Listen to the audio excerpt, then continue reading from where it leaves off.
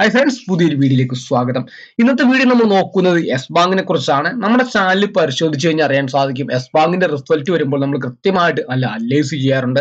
വേറൊന്നും കൊണ്ടല്ല, നമ്മൾ ആദ്യകാലങ്ങളിൽ ഹോൾഡ് ചെയ്തിരുന്ന സ്റ്റോക്ക് തന്നെയാണ് യെസ് ബാങ്ക്. അതുകൊണ്ട് തന്നെ നമുക്ക് ഈ സ്റ്റോക്കിന്റെ റിസൾട്ട് വളരെ ഇമ്പോർട്ടന്റ് ആണ്. ഇനി എവിടെയെങ്കിലും വെച്ചൊരു റീ എൻട്രിക്ക് ചാൻസ് ഉണ്ടെങ്കിൽ, ഏതെങ്കിലും ഒരു നിലയിൽ ബ്രേക്ക്ഔട്ട് കിട്ടുകയോ അല്ലെങ്കിൽ ഇതിന്റെ റിസൾട്ടുകളൊക്കെ നല്ല രീതിയിൽ വന്ന് നമുക്കൊരു റീ എൻട്രി എടുത്തുകൊണ്ട് ഈ ഓഹരി നല്ല രീതിയിലേക്ക് പോകുകയാണെങ്കിൽ, ഏകദേശം ഒരു 1400 രൂപയിൽ ട്രേഡ് ചെയ്തിരുന്ന സ്റ്റോക്ക് ആയിരുന്നു ഇത്ര താഴെ നിലയിലേക്ക് എത്തിയിട്ടുള്ളത്.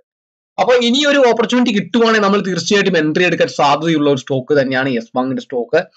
മറ്റൊന്നും കൊണ്ടല്ല, ഈ വലിയ രീതിയിൽ ട്രേഡ് ചെയ്യുന്ന ഒരു ബാങ്ക് ആയിരുന്നു. ക്രൈസിസ് മൂലം ഡൗണിലേക്ക് വന്നതാണ്, തിരിച്ച് മുകളിലേക്ക് പോകുമ്പോൾ തന്നെ നമുക്ക് ഒരു തീർച്ചയായിട്ടും നല്ല രീതിയിലുള്ള പ്രോഫിറ്റ് തരാൻ സാധ്യതയുള്ള ഒരു സ്റ്റോക്ക് തന്നെ ആയതുകൊണ്ടാണ് നമ്മൾ നോക്കുന്നത്. അപ്പൊ നമുക്ക് നേരെ ഇതിന്റെ റിസൾട്ടിലേക്ക് വരാം. ആദ്യം നമ്മൾ നോക്കേണ്ടത് നെറ്റ് ഇൻട്രസ്റ്റ് ഇൻകം എന്ന് പറയുന്നതാണ്. നെറ്റ് ഇൻട്രസ്റ്റ് ഇൻകം 2244 CR ആണ് നമുക്ക് ഈ ഇപ്പോഴത്തെ ഇവര് പുറത്തുവിട്ടിരിക്കുന്ന ക്വാർട്ടറിൽ കാണാൻ സാധിക്കുന്നത്. കഴിഞ്ഞ ക്വാർട്ടറിൽ നോക്കുവാണെങ്കിൽ 2153 CR ആയിരുന്നു.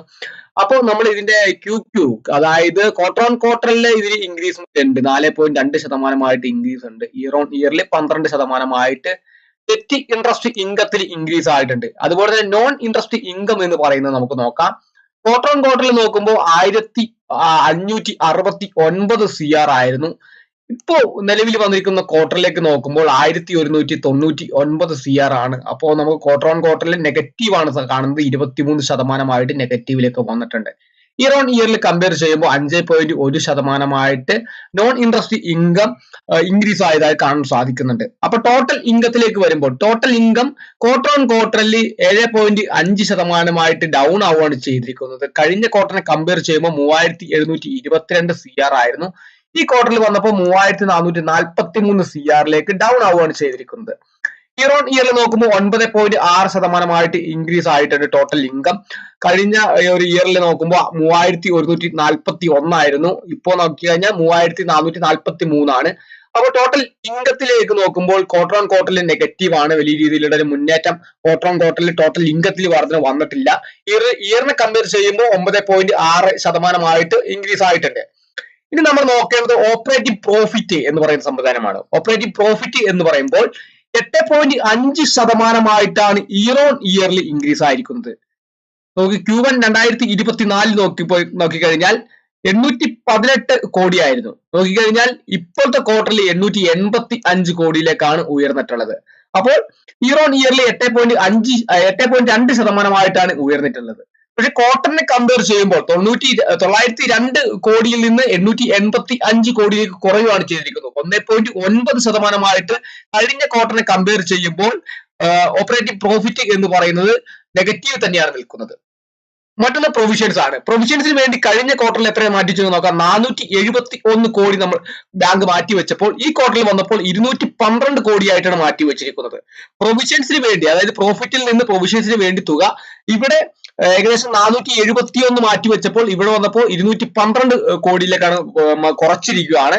അപ്പോ ആ ഒരു മാറ്റം നമുക്ക് നെറ്റ് പ്രോഫിറ്റിലും കാണാൻ സാധിക്കും. നെറ്റ് പ്രോഫിറ്റിലേക്ക് വന്നപ്പോൾ 502 കോടിയായിട്ടാണ് നെറ്റ് പ്രോഫിറ്റ് ഉയർന്നിട്ടുള്ളത്. ഈ ക്വാർട്ടറിൽ വന്നപ്പോൾ 502 കോടിയുടെ നെറ്റ് പ്രോഫിറ്റ് ആണ് നമുക്ക് കാണാൻ സാധിക്കുന്നത്. കഴിഞ്ഞ ക്വാർട്ടറിൽ നോക്കുമ്പോൾ 452 കോടിയുടെ നെറ്റ് പ്രോഫിറ്റ് ആണ് കാണുന്നത്. തീർച്ചയായിട്ടും ഈ കമ്പനി നെറ്റ് പ്രോഫിറ്റിലാണ്. 11.2% ക്വാർട്ടർലി നെറ്റ് പ്രോഫിറ്റ് ഉണ്ടാക്കുന്നുണ്ട്. ഇയർ ഓൺ ഇയറിൽ വന്നപ്പോൾ 343 നിന്ന് 502 വന്നിരിക്കുന്നത്. അപ്പോൾ 46.7% നെറ്റ് പ്രോഫിറ്റും ഇയർ ഓൺ ഇയറിൽ ഇൻക്രീസ് ആയിട്ടുണ്ട്. പ്രൊവിഷൻസ് എന്ന് പറയുന്നത് തീർച്ചയായിട്ടും ബാങ്കിന് കിട്ടാക്കടമോ അതെങ്കിൽ ഏതെങ്കിലും ഒരു ബാധ്യത വന്നു കഴിഞ്ഞാൽ അത് ഇല്ലായ്മ ചെയ്യാൻ വേണ്ടി RBIയുടെ നിർദ്ദേശപ്രകാരം പ്രോഫിറ്റിൽ നിന്ന് ഒരു നിശ്ചിത തുക അല്ലെങ്കിൽ നിശ്ചിത ശതമാനം എടുത്ത് മാറ്റി വെക്കുന്നതാണ് പ്രൊവിഷൻസ് എന്ന് പറയുന്നത്. അതുപോലെ റിട്ടേൺ ഓൺ അസറ്റ് എന്ന് പറയുന്നത് കഴിഞ്ഞ ക്വാർട്ടറിലെ 0.5% ആയിരുന്നു. ഈ ക്വാർട്ടറിലും 0.5%. അതുപോലെ റിട്ടേൺ ഓൺ ഇക്വിറ്റി എന്ന് പറയുന്നത് 4.5% കഴിഞ്ഞ ക്വാർട്ടറിലെ 4.3% ആയിരുന്നു. ഇയർ ഓൺ ഇയറിൽ നോക്കുമ്പോൾ കഴിഞ്ഞ ഒരു ഇയറിൽ നോക്കുമ്പോൾ 3.3% നിന്നാണ് 4.5%ത്തിലേക്ക് റിട്ടേൺ ഓൺ ഇക്വിറ്റി ഇൻക്രീസ് ആയിട്ടുണ്ട്. അതുപോലെ EPS എന്ന് പറയുന്നത് 0.16 ആണ്. കഴിഞ്ഞ ക്വാർട്ടറിലും അതുപോലെ തന്നെയായിരുന്നു, 1.6 തന്നെയായിരുന്നു 0. മറ്റൊന്ന് അഡ്വാൻസ് ആണ്. അഡ്വാൻസ് എന്ന് പറഞ്ഞ ഇയർ ഓൺ ഇയറിലെ 14.7% ഇൻക്രീസ് ആയിരിക്കുന്നത്. അതുപോലെ തന്നെ നമുക്ക് ലയബിലിറ്റീസ് ഒക്കെ 14% തന്നെയാണ് ഇയർ ഓൺ ഇയറിൽ കാണുന്നത്. മറ്റൊന്ന് നമ്മൾ നോക്കേണ്ടത് കറണ്ട് അക്കൗണ്ട് സേവിംഗ് അക്കൗണ്ടുകളാണ്. കാസ എന്ന് പറയുന്നത് ഇയർ ഓൺ ഇയറിൽ 26.3% കാണാൻ സാധിക്കുന്നുണ്ട്. ക്വാർട്ടറിൽ നോക്കുമ്പോൾ -0.9%. അതിനകത്ത് നമുക്ക് കറണ്ട് അക്കൗണ്ട് എത്രയാണ് 20%, അതുപോലെ തന്നെ സേവിംഗ് അക്കൗണ്ട് 31.2% കാണാൻ സാധിക്കുന്നുണ്ട്. കാസ റേഷ്യോ എന്ന് പറയുന്നത് 30.8 കഴിഞ്ഞ ക്വാർട്ടറിൽ 30.9 ആയിരുന്നു.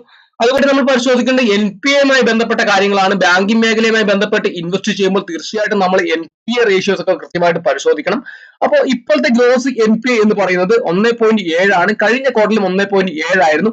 2023 ജൂണിനെ അപേക്ഷിച്ച് നോക്കുമ്പോൾ 2% ആയിരുന്നു. അവിടെ നിന്ന് ഗ്രോസ് NPA കുറഞ്ഞതായിട്ട് കാണാൻ സാധിക്കുന്നുണ്ട്.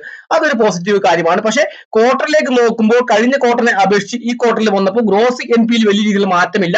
നെറ്റ് NPA എന്ന് പറയുന്നത് 0.6% കഴിഞ്ഞ ക്വാർട്ടറിൽ ഈ ക്വാർട്ടറിലേക്ക് വന്നപ്പോൾ 0.5% കുറഞ്ഞിട്ടുണ്ട്.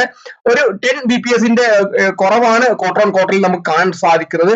തീർച്ചയായിട്ടും നമ്മൾ ഈ NPA ബന്ധപ്പെട്ട കാര്യങ്ങൾ കുറവ് ഉണ്ടെങ്കിൽ മാത്രമാണ് ആ മേഖലയിലേക്ക് നമ്മൾ ഇൻവെസ്റ്റ് ചെയ്യേണ്ട കാര്യമുള്ളൂ. അല്ലെങ്കിൽ ആ സ്റ്റോക്ക് വലിയ രീതിയിലുള്ള ഒരു ബാധ്യതയിലേക്ക് പോകാൻ സാധ്യതയുണ്ട്.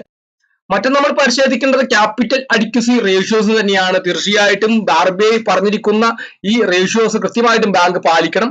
അപ്പോൾ നമുക്ക് നോക്കേണ്ടത് ഇവിടെ 2023 ജൂണിൽ CET1 റേഷ്യോ എന്ന് പറയുന്നത് 13.6% ആയിരുന്നു. 2024 ജൂണിലേക്ക് വന്നപ്പോൾ 13.3% കുറഞ്ഞിരിക്കുകയാണ് ചെയ്തിരിക്കുന്നത്. അതുപോലെ തന്നെ ക്വാർട്ടറിൽ നോക്കുമ്പോൾ 12.2% ഇൻക്രീസ് ആയിട്ടുണ്ട്. മറ്റൊന്ന് ടയർ 2 റേഷ്യോ എന്ന് പറയുന്നത് 4.7% ആയിരുന്നു 2023 2024 ജൂണിലേക്ക് വന്നപ്പോൾ 3.2% കഴിഞ്ഞ ക്വാർട്ടറിനെ അപേക്ഷിച്ച് വലിയ രീതിയിൽ മാറ്റം ഇല്ല. ഈ റിസൾട്ട് അനലൈസ് ചെയ്യുമ്പോൾ ഏറ്റവും പ്രധാനമായിട്ട് ഇവർ 2018 മുതൽ 24 വരെയുള്ള ഈ ബാങ്കിന്റെ പ്രവർത്തനത്തെ കുറിച്ചുള്ള ഒരു റിപ്പോർട്ട് ഇവിടെ കൊടുത്തിട്ടുണ്ട്. നമുക്ക് നോക്കിക്കഴിഞ്ഞാൽ അറിയാൻ സാധിക്കും 2018, 2020, 2021, 22, 24 തീർച്ചയായിട്ടും ബാങ്കിന്റെ പ്രശ്നങ്ങൾ ഉണ്ടാവുന്ന സമയത്ത് 2020 തൊട്ടുള്ള 22 വരെയുള്ള കാലഘട്ടത്തിലും അവിടെ വന്നിരിക്കുന്ന മാറ്റങ്ങളും ഇതിൽ 24ലേക്ക് വന്നപ്പോൾ മാറ്റം നമുക്ക് കൃത്യമായിട്ടും മനസ്സിലാക്കാൻ സാധിക്കും.